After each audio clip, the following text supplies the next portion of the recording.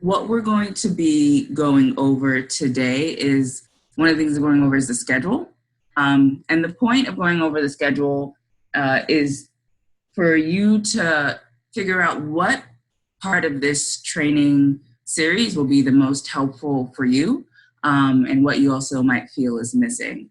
It's right now we have about 8 of these webinars scheduled, and we understand that not everyone is going to be able to make each and every one. So just try to make what you feel would be the most useful for you, and note the date.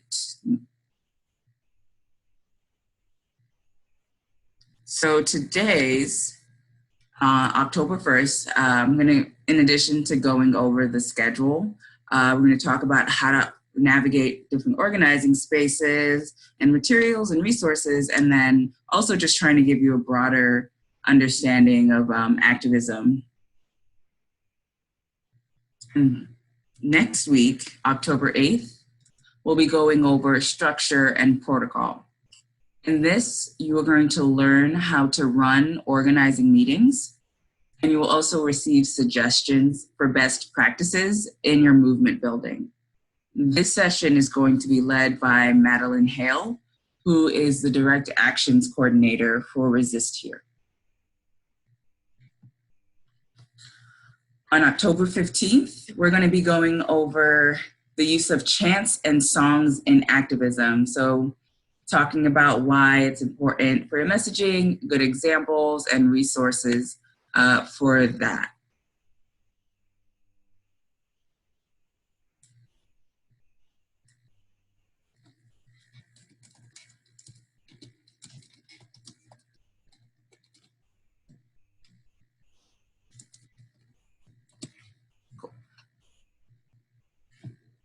On October 29th, we're going to be going over action planning.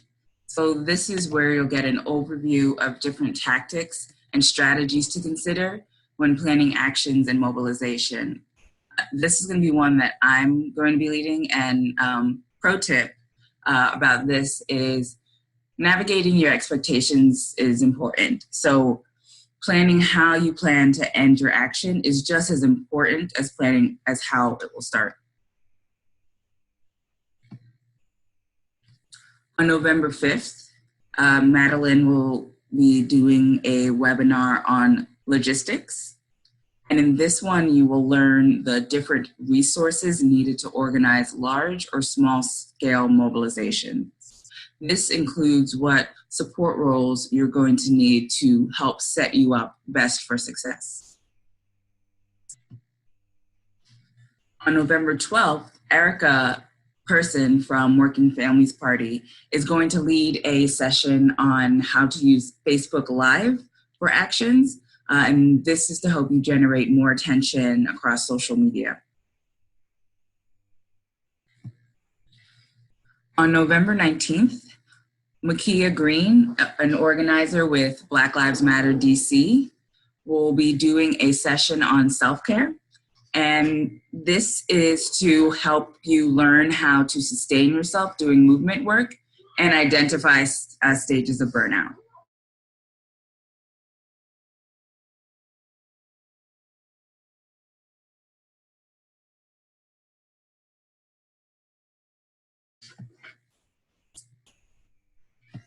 So afterwards, we are going to be sending out surveys after each,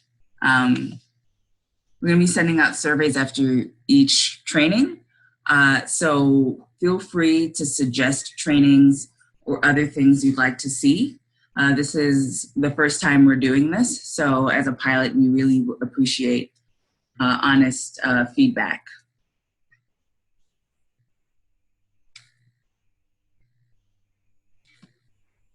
And so today, we're going to go over some of the key terms you're going to need to know in doing this work, and then also going over a brief history of direct action. And then interspersed throughout, there'll also be different tips and tidbits along the way. So the first one, direct action. Direct action occurs when a group takes an action which is intended to reveal an existing problem, highlight an alternative, or demonstrate a possible solution to a social issue. So this can include nonviolent action that target people, groups that are deemed offensive to the direct action participants. Examples of nonviolent direct action, which can also be known as nonviolence, nonviolent resistance, or civil resistance, include sit-ins, strikes, workplace occupations, and blockades. An example of direct action is the Black Panthers free breakfast program for children.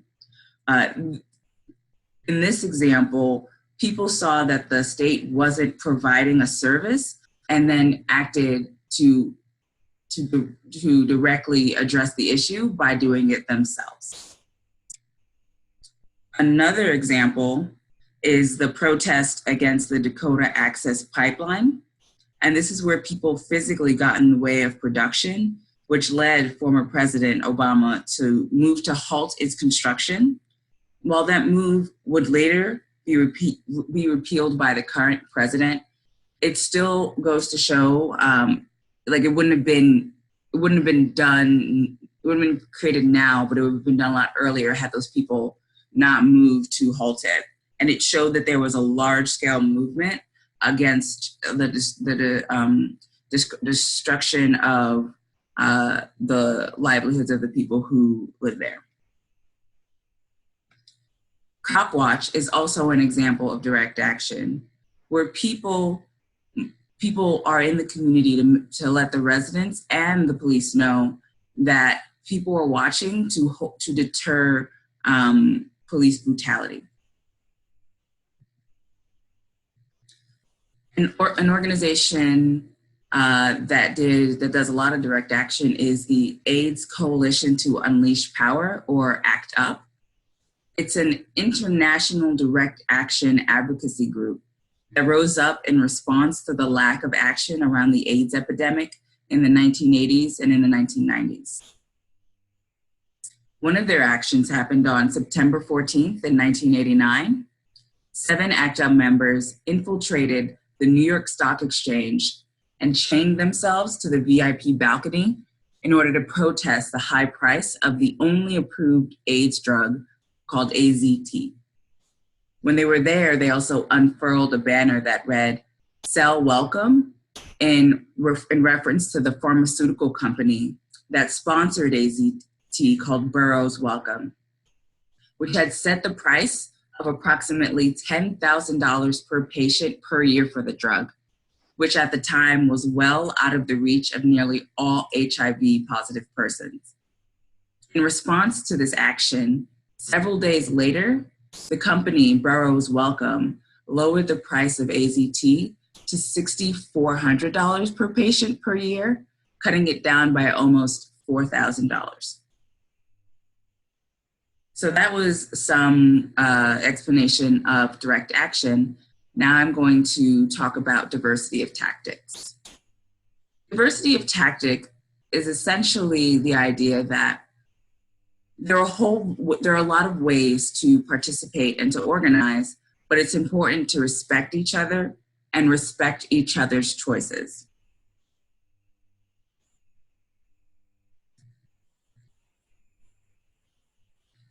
A good model for this was found in the St. Paul's Principles. So I'm just going to go over these very quickly. So one of the principles is that solidarity is based on respect for diversity of tactics and the plans of other groups. The second one is the actions and tactics used will be organized to maintain a separation of time or space. So what this one means is essentially that if one group is organizing a lobby visit, it may not make sense for another group to organize a sit-in at the same time. It's important to respect that people want to do things a lot of times in the same, for the same targets, but not to step on each other's toes, for lack of a better phrase. And then the third one is that any debates or criticisms will stay internal to the movement to avoid any public or media denunciations of fellow activists and events. And then the last one is opposing any state repression of dissent, including surveillance, infiltration, disruption, and violence. We agree not to assist law enforcement actions against activists and others. So this was a set of guidelines that a group came up together to figure out how they can support each other's organizing, even if they aren't necessarily doing the same actions or tactics or campaigns. So another tip before you start getting engaged in organizing is do your research. Maybe you don't need to start a group. Maybe there's a group that exists that is doing organizing around an issue that you care about that you could be better served by joining. So you don't want to reinvent the wheel and figure out how to find a group to cultivate and to do organizing with if it's already there. It just saves you energy.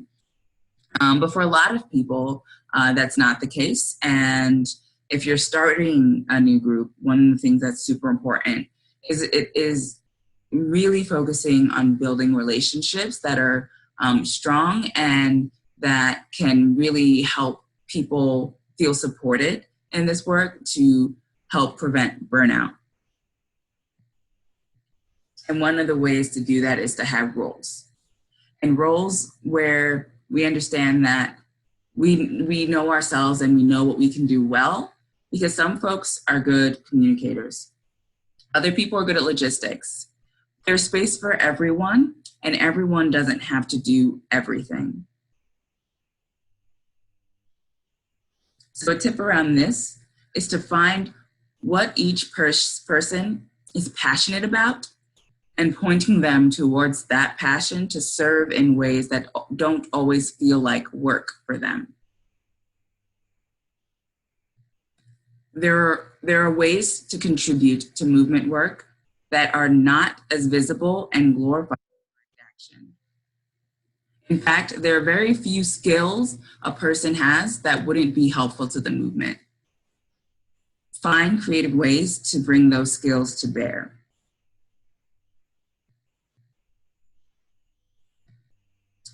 So a note on working groups. Working groups are different subgroups that perform different functions. They can also use different timelines. So what that means is that logistics may need to meet less frequently as an action approaches, but the action planning and programming may need to meet more frequently. So it's just sort of understanding what groups you're building based on the timelines and the goals of your actions and campaigns. Speaking of campaigns, for our purposes, a campaign is a series of actions, communications, and demands that unfurl over time with the purpose of exacting a specific goal. One of the reasons why it's important to run campaigns, because one of the ways we sustain engagement in organizing is by having measurable goals and a trajectory. I guess a good analogy would be sort of like with a weight loss plan. You know, it's hard to feel like you're projecting on this plan if the scale never moves. And it can make you feel like quitting. But if you can see yourself making measured growth towards a goal, it keeps you engaged. That's a similar, campaigns are similar.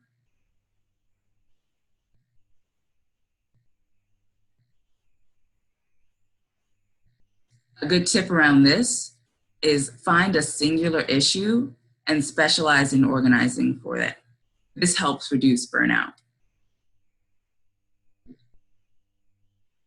Another tip is No one organizer, organization, or intellectual tradition has the right way of doing things.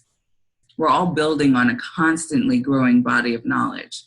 So it's important to keep questioning and trying new things, because we're really all just trying to learn together how we can work together to enact change and organize.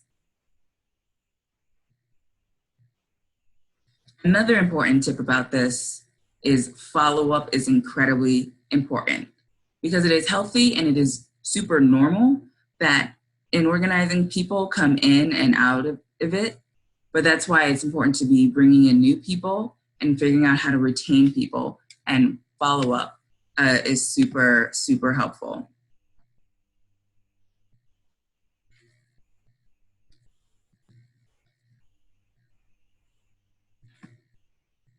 Another important tip is food. As simple as it sounds, building community for organizing around food, growing food together, cooking it together, and sharing meals can be some of the most powerful ways to build relationships before we even start to get to the real work. And that's because food is a dialogue we all share and we all have to eat. So that is the presentation point. Now we're going to do questions and answers. So if you have questions, I think there should be either put them in the chat box, or I think there's like a QA button that you can hit to ask a question. But yeah, this session is sort of the inaugurating one, so it's not actually going to be as long as I don't think we'll take the whole 90 minutes. But yeah, I'm definitely here to answer questions if people have them. And just see my face now.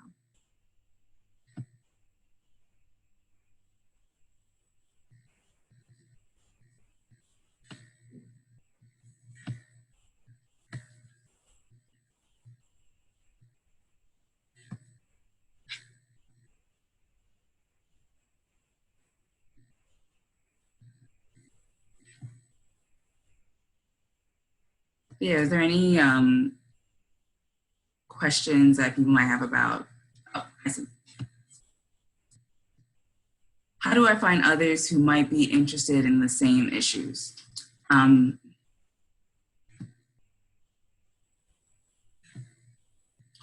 That's a really good question. I think one of the ways that I find is super helpful is using social media. So reaching out to friends through social media to see, like, see through, like my status if you want to engage from there, and then reaching out.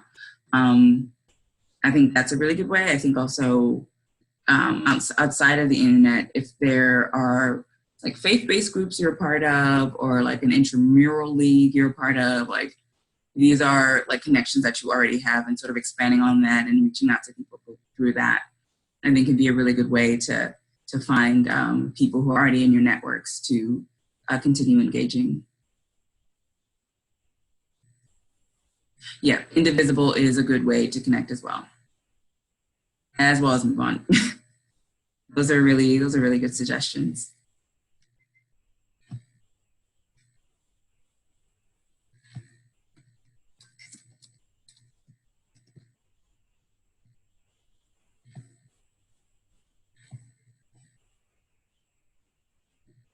Do you have any?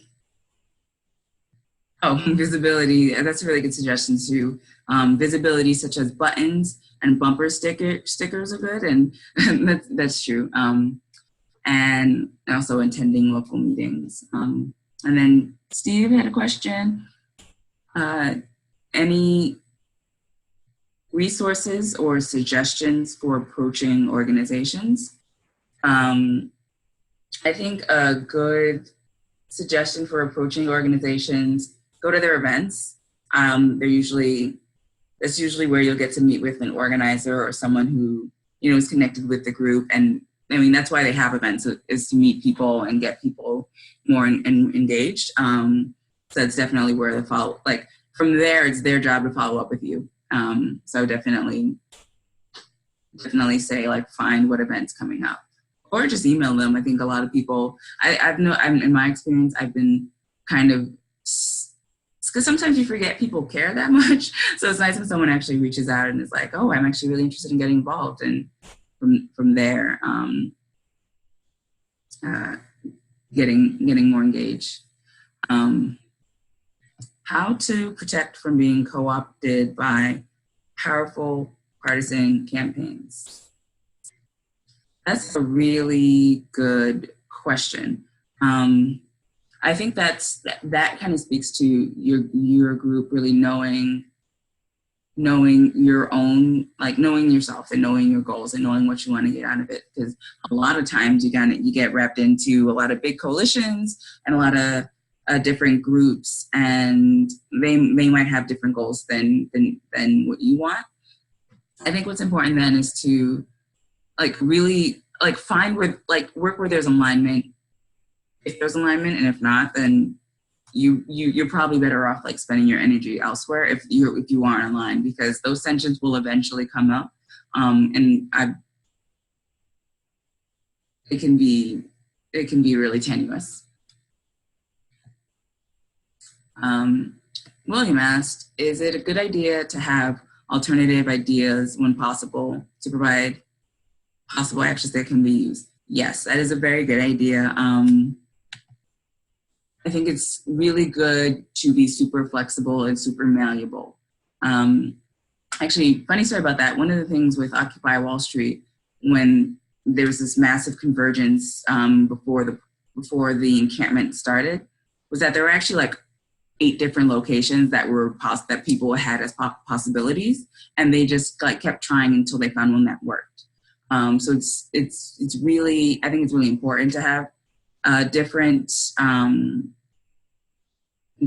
possible action scenarios, because what we're doing, it's not a direct science. It's us really trying to try different things and ideas to help us win.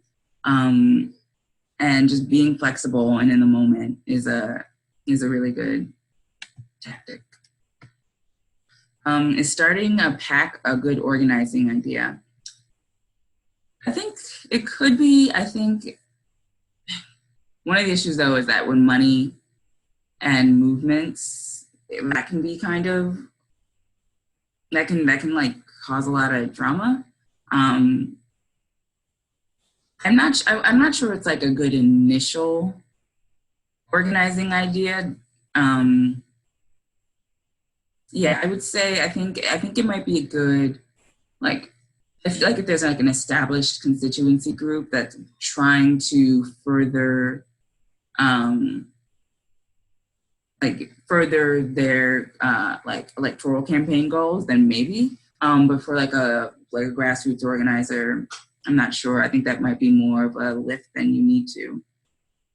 And then Shoshana's question, find St. Paul's principles interesting. I've been threatened over the word sit-in by groups that say they're progressive. Yeah, and that's the thing that's the great thing about, respecting the diversity of tactics. It's like, it's fine. You don't have to agree with me. You also don't have to show up. If it's an idea whose time has come, if it's an idea that actually has like legs, people who want to engage will, and sort of respecting people's ability to move in the ways that feels best for them, I think is super important. Yeah, I would say you don't necessarily need to be in coalition with everyone. And then William asks, good idea to have a single issue focus on, but anyone should understand how these issues are intertwined. Yes, I think there are a lot of really good examples of that, actually. I think one of them, like right now, what we just saw was there were so many ways to connect the healthcare fight, because it also connects to taxes. It connects to like the distribution of resources. Folks who are often disproportionately affected by these decisions, like tend to be more marginalized folks.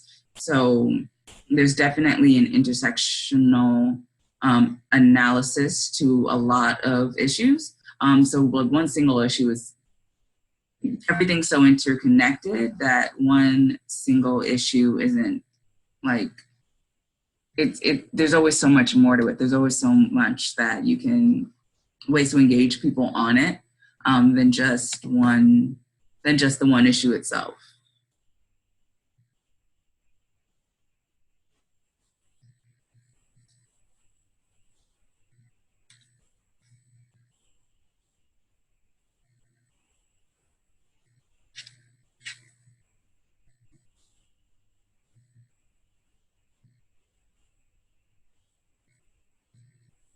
Are there any more questions?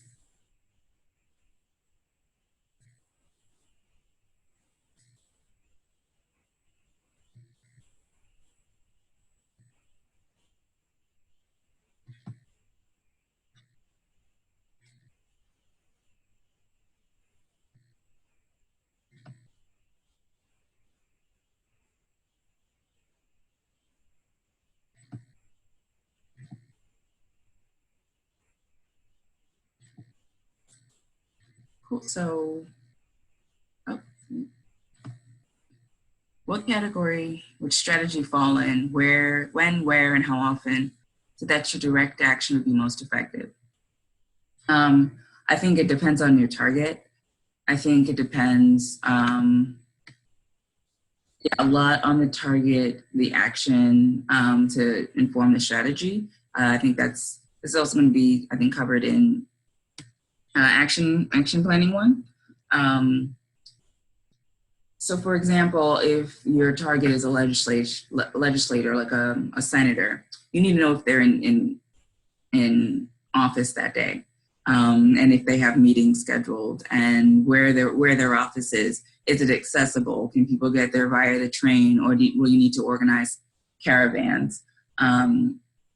So things like that, really sort of understanding like how all the pieces fit together. A lot of it depends on like who you're actually trying to target. If it's a corporation, you should know like where their headquarters are, who's on their board, like all the different.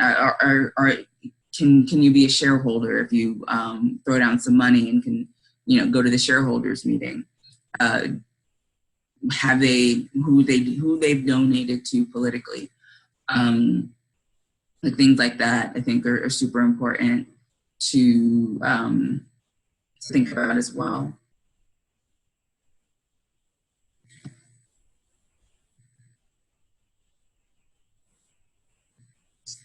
That is a really great question. How to insert the issue of DC statehood in every action? Because when DC has statehood, it'll be a lot easier to get the votes in the Senate and House. We need to move us forward.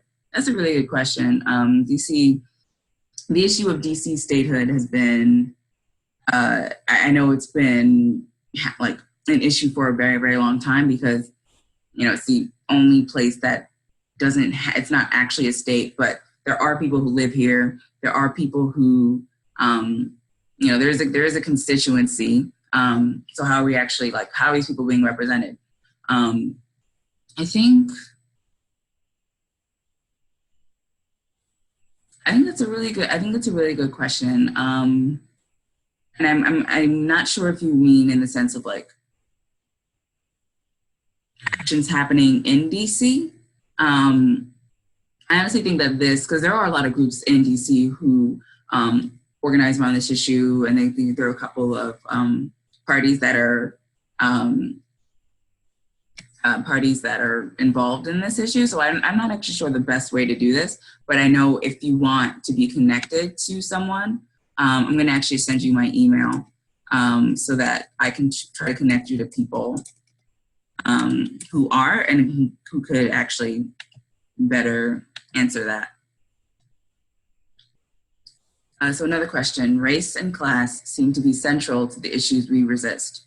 What are some of the best practices to keep the work of racial equity present in our actions and advocacy, especially in communities with less diversity?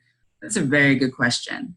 I think this involves a lot of research. I think it involves a lot of like taking the time to, like I use the phrase intersectional, like intersectionality is super key here because, like I was saying before, like people who like the issue with healthcare. I mean, honestly, the issue with climate change, what we're seeing now in Puerto Rico, is that the folks who are disproportionately affected by climate change aren't like are folks in the low-lying areas, are folks who don't have whose infrastructure hasn't been supported for decades, who don't have even like Puerto Rico is not even considered a state; it's considered a territory. I think a lot of that is in educating ourselves on the issues with that lens to it, because a lot of times people sort of expect marginalized communities to do the work of like educating folks who want to organize around issues like with that knowledge, but it's like marginalized communities also doing the work to like not be marginalized. So it's a lot of like doing the research and trying to and learn that I think will be super, super important, especially for areas with less diversity. It's a lot of, I think the best thing is to really like study. Okay. And I think, and I'm really glad you brought that up. And I think one of the things that it speaks to also is like people need the resources because there's a lot. I mean, there is a lot of resources, but I think for a lot of people it can be hard to find and can be a lot of times feel kind of alienating, and people are often afraid of saying the wrong thing or doing the wrong thing, and that's real. But there is a need for a way to help people have those discussions in a way that don't feel alienating and sort of like out of their purview, because it's like we're all talking about very, very real things. Oh, someone recommended Reverend Barber's book, Third Reconstruction. Thanks, that is a good suggestion. But yeah, I do think in general there needs to be really, really accessible. And that's part of the reason why we're doing this training series, is to really try to make the field of organizing and activism super accessible, because it's not about being the most politically savvy. It's like helping us like fight for our rights that are consistently under attack. So we really need to be sharing with each other as much as we can and as honestly as we can.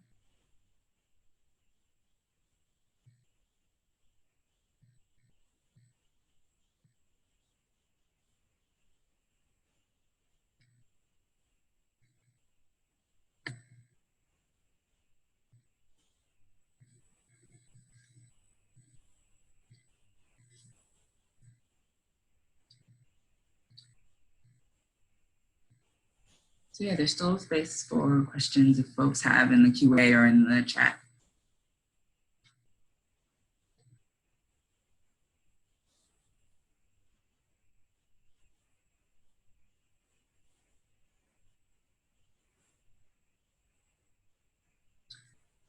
Oops. Oh. So if there are no more questions, I think we can wrap up. I'm really glad that y'all made the time to get on this webinar today. And I hope you will join us for our subsequent trainings. And feel free, we're gonna be sending out the survey very shortly. If you have suggestions for trainings or resources or anything, feel free to reach out. It's really, really great that I think there's like there were like 25 or so folks who were here, and like it's really great. We're gonna need all of us. So yeah, I'm glad y'all were here. The link won't actually be different every time. It's a recurring. We're still gonna send them out every week, but you should be able to use the same link. Cool, no problem. All right. I'm going to, also my email is bjeje@workingfamilies.org. So if you have any questions, or if you didn't feel comfortable asking a question now, feel free to just shoot me an email. And with that, I'm gonna close. So yeah, I hopefully will talk to y'all soon. Bye.